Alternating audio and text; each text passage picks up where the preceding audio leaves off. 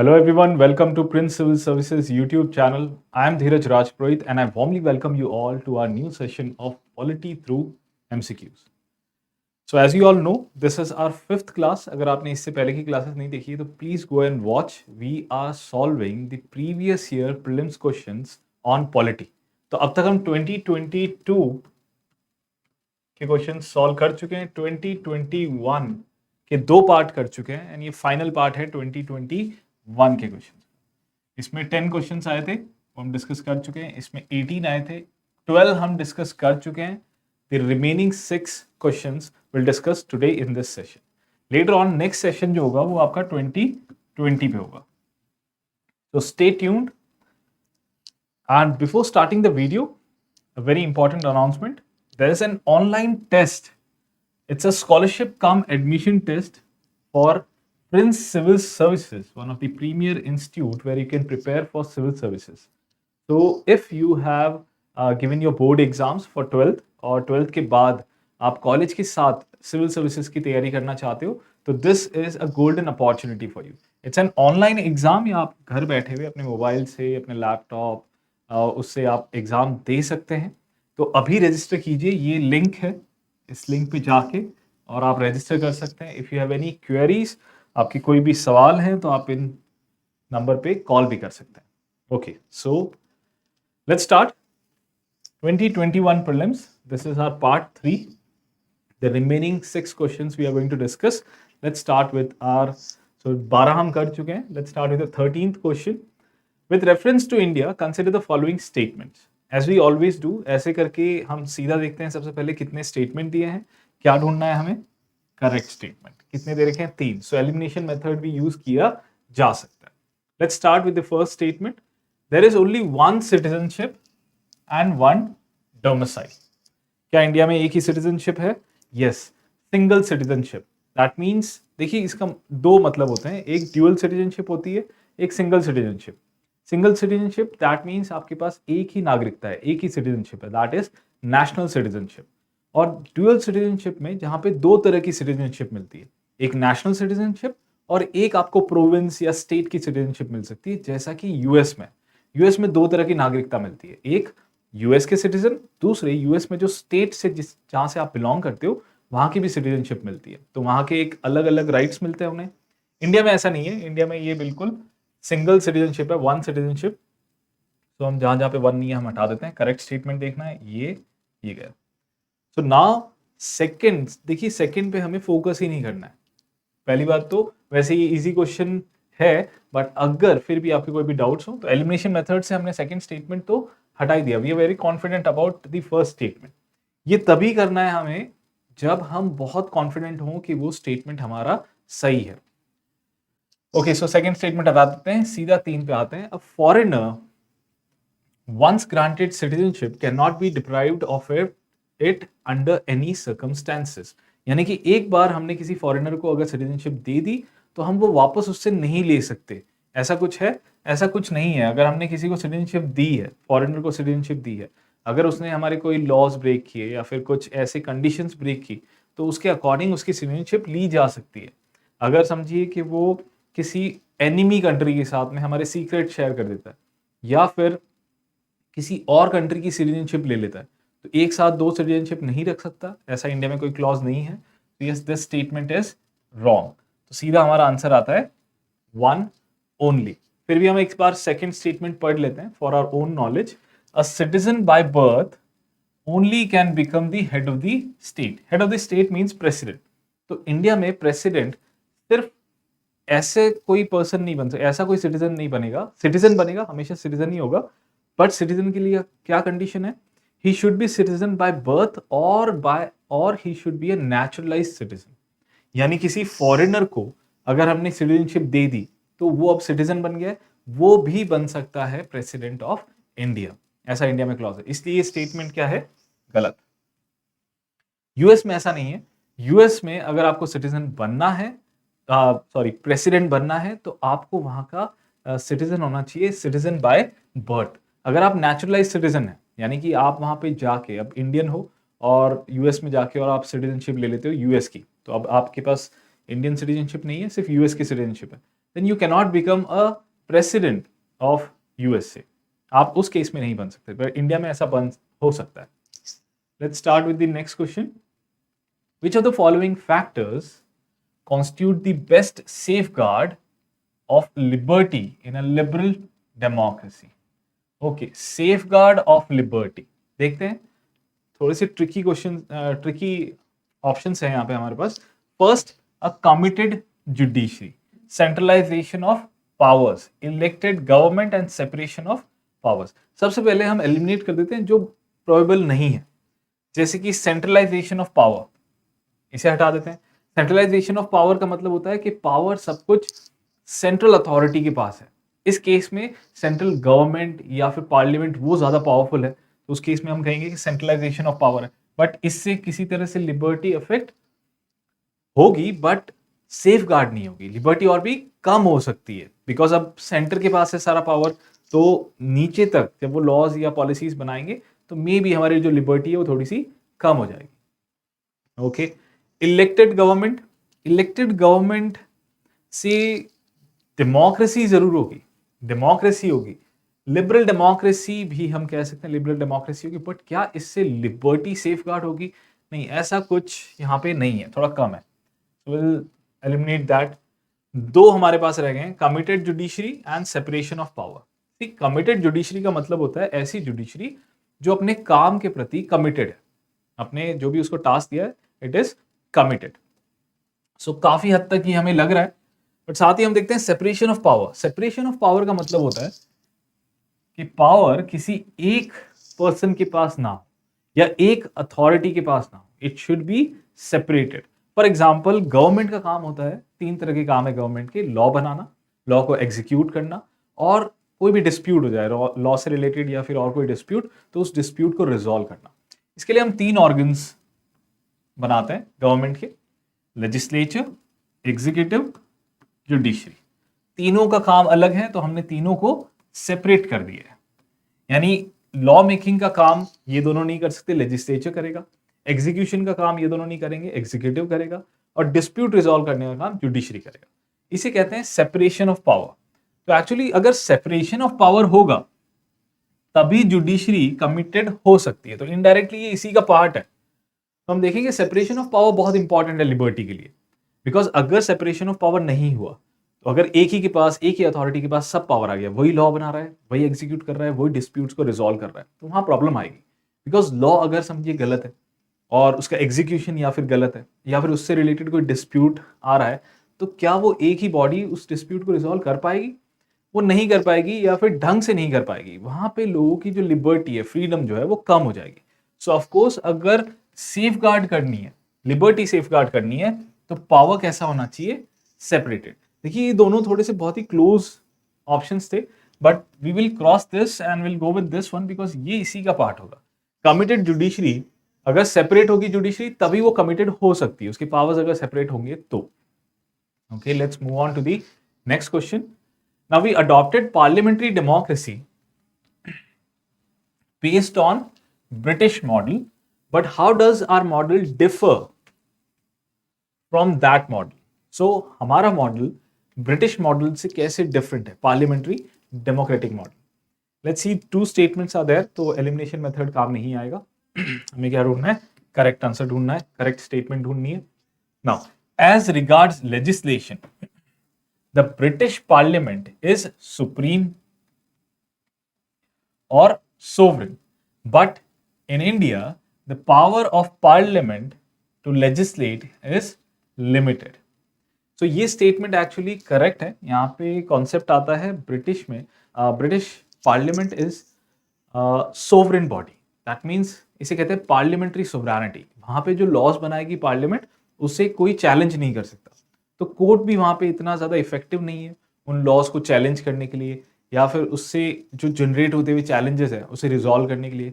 वहाँ पे पार्लियामेंट ज़्यादा पावरफुल है। इंडिया में ऐसा नहीं है। इंडिया में जो पावर है पार्लियामेंट का लेजिस्लेट करने का, यानी लॉ मेकिंग पावर जो है, it is limited, limited by fundamental rights, DPSP, ये सब लिमिटेशंस है उसके ऊपर। और ये लिमिटेशंस अगर वो नहीं देखता है तो जुडिशरी क्या कर सकती है? उसे unconstitutional, null and void declare कर सकती है उस लॉ को। So yes, this statement is correct. Now in India, matters related to constitutionality of the amendment of an act of the parliament are referred to the constitution bench by the supreme court.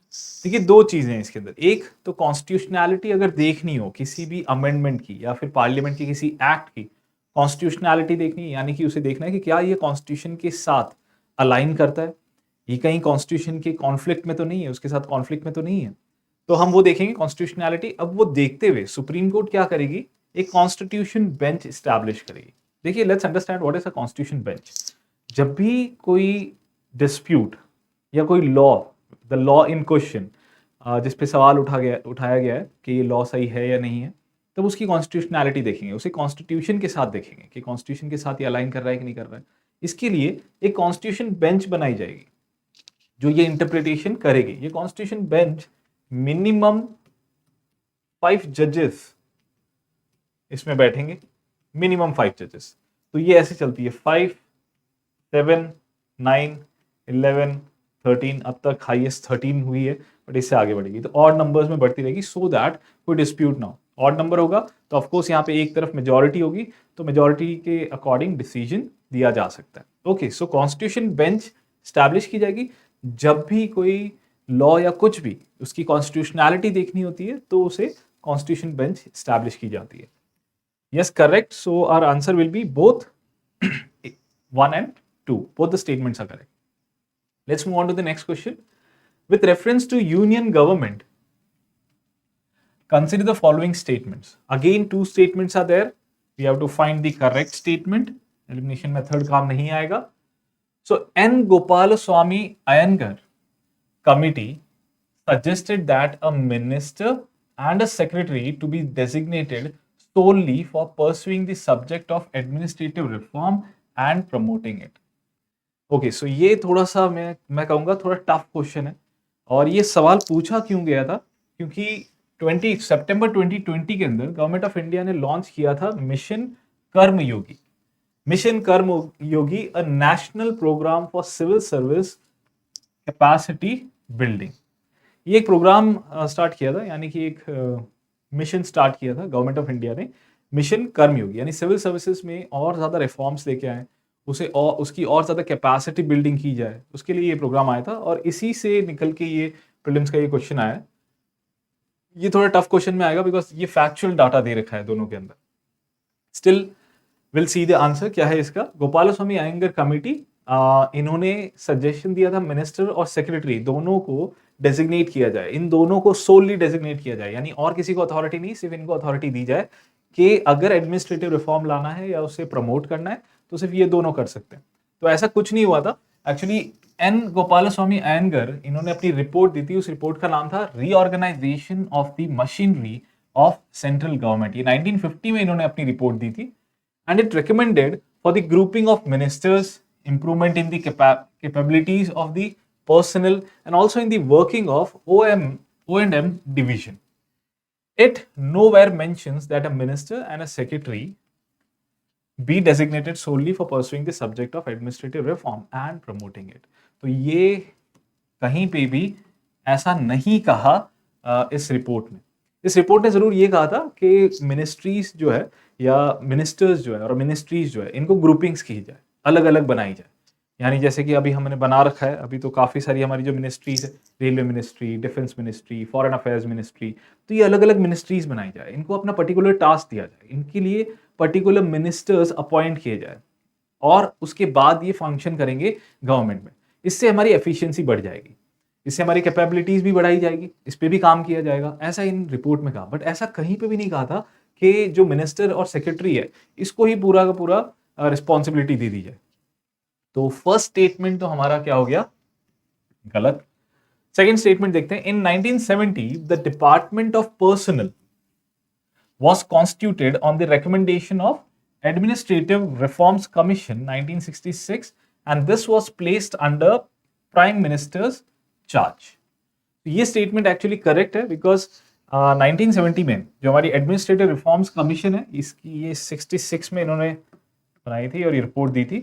तो ये जो administrative reforms commission है, ARC report, ये first ARC report है, इन्होंने जो दी थी उसके बेसिस पे डिपार्टमेंट ऑफ पर्सनल बनाया गया, और इस डिपार्टमेंट ऑफ पर्सनल जो 1970 में बनाया, इसको सेटअप किया गया कैबिनेट सेक्रेटेरिएट में, और किसके अंडर रखा गया, placed under prime minister's office.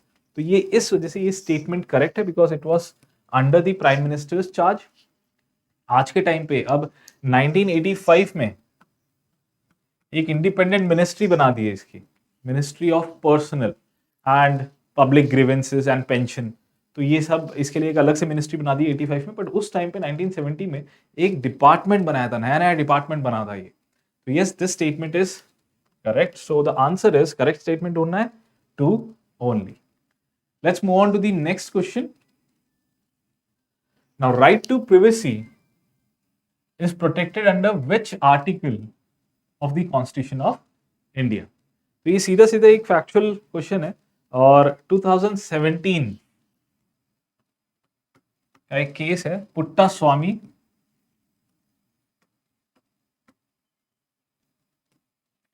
Justice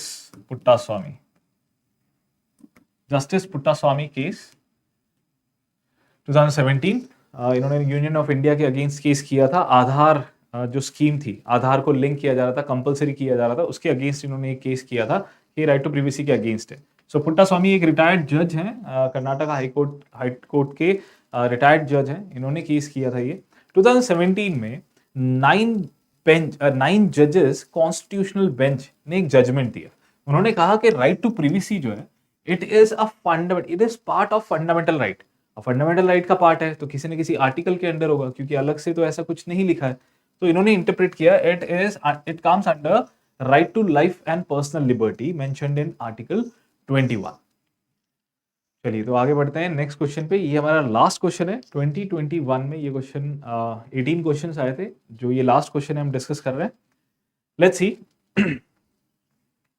consider the following statements. यहाँ पे 3 स्टेटमेंट दिए हैं, we have to find the correct statement. तो यस, यहाँ पे एलिमिनेशन मेथड यूज किया जा सकता है, और ये परफेक्ट है जिसके अंदर एलिमिनेशन मेथड यूज किया जा सकता है, बिकॉज थोड़ी फैक्चुअल नॉलेज भी दे रखी है इसमें।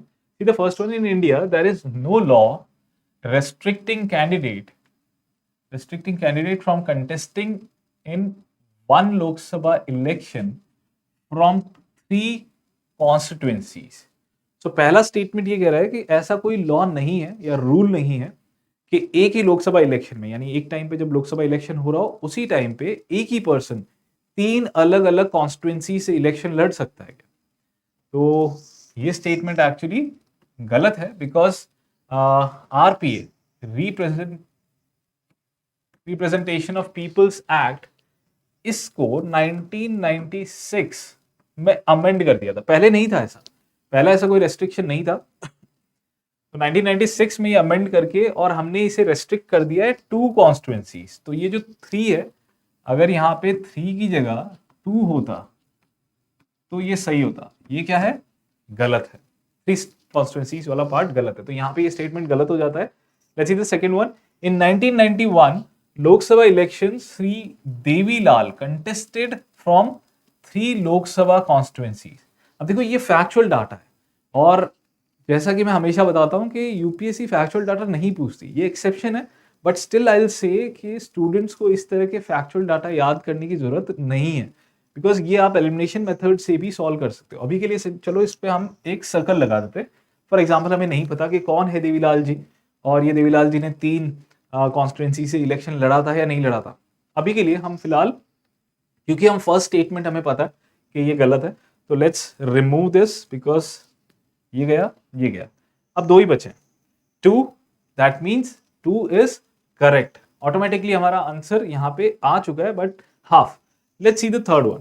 As per existing rules, if candidate contests in one Lok Sabha election from many constituencies, his or her party should bear the cost of by-elections to the constituencies vacated by him or her in the event of him or her winning in all the constituencies. ये कह रहे हैं कि अगर समझिए कि कोई candidate election लड़ता है मल्टीपल कॉन्स्टिट्यूएंसीज से और जीत जाता है मल्टीपल कॉन्स्टिट्यूएंसीज में, तो वहां पे वो एक ही सीट रख सकता है। उसने एक सीट चूज कर ली, तो बाकी कॉन्स्टिट्यूएंसीज में उसकी पार्टी उनकी पार्टी इन इवेंट ऑफ ये पार्टी, उनकी पार्टी जो है वो इसका इलेक्शन का खर्चा, बाय इलेक्शन जो वहां पे वापस इलेक्शन होंगे, बाय इलेक्शन, वो बाय इलेक्शन का खर्चा ये उठाएंगे। ऐसा नहीं है, the statement is wrong because ये खर्चा, ये जो कॉस्ट है, कॉस्ट ऑफ बाय इलेक्शन, ये कौन इनकर करता है? It is the election commission of India. Election commission of India pays for the cost of by elections. कहीं पे भी जो भी बाय इलेक्शंस होते हैं वो सब इलेक्शन कमीशन ऑफ इंडिया पे करती है। तो यहाँ ये स्टेटमेंट गलत है। Also eliminate this, the correct statement is two only. देखिए यही स्टेटमेंट करेक्ट है जिसके बारे में हम डाउटफुल थे। सो ऐसे फैक्चुअल डाटा आ जाते हैं कई बार एक्सेप्शनली, बट ये एलिमिनेशन मेथड से किए जा सकते हैं। सो अगर हम ऐसे factual data cost to benefit ratio देखें, सो हमारा बेनिफिट नहीं है ऐसे ज़्यादा फैक्चुअल डाटा मगअप करने के लिए। तो इट इज़ बेटर दैट आप इस तरह के फैक्चुअल डाटा आप अवॉइड कर सकते हो। On this note, I'll end this session, and in the next session, we are going to discuss 2020 prelims questions regarding polity. I hope you liked the video. काफ़ी सारे facts और information आपको नहीं मिली होगी। And as I always say कि ये जो question पूछे गए हैं ये भी आपके लिए important है, because around this data या फिर इसके around जो knowledge है उसको आप जरूर पढ़िए, बिकॉज यहाँ से भी कई बार यूपीएससी सवाल वापस रिपीट कर लेती है, सेम टू सेम नहीं बट इसके आसपास के पेरिफेरी में जो इंफॉर्मेशन है उससे। On this note, I'll end the session. I'll meet you again in the next session. Till then, take care and God bless you all.